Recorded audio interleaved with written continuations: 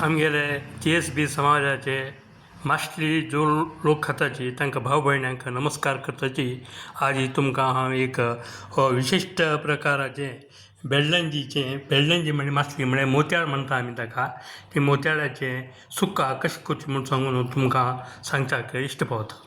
आतां पयलीं जावन हांव एक अर्द KG बेल्लंजी हाडून घेनो लायक करून क्लीन करून घेनो मीठ आनी हळद घालून उदकांत भितर क्लीन करून घेनो आनी चॉक करून घेनो हांगा दवरलें आसा। तुमकां दिसता आसा ही अर्द KG बेल्लंजी म्हळ्यार मोत्याळ म्हणटाची हे हें गॅस्ट्रीक न्ही हें भारी रुची आशिल्ली मासली आसा आनी खावच्याक भारी रुची येता।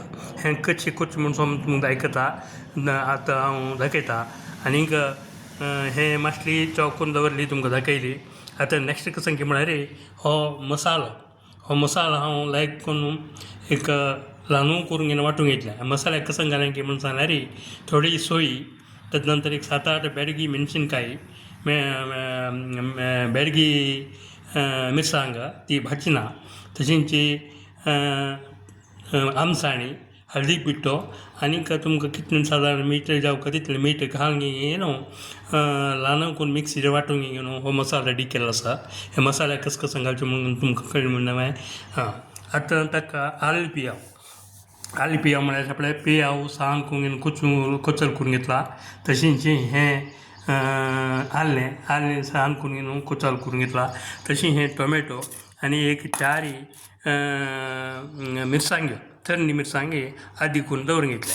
इतलें बरो हें केल्या नंतर आतां आमी कसं करता की म्हणून सांगल्यार मसालो लायक करून घेवन एक गॅसाचेर मिडियम फ्लेमाचेर लायक करून कितलें तुमकां हजर जावका सुक्का म्हळ्यार मस्त पातळ करूं नाकाची बेगीन मिडियम सुक्का दवराची।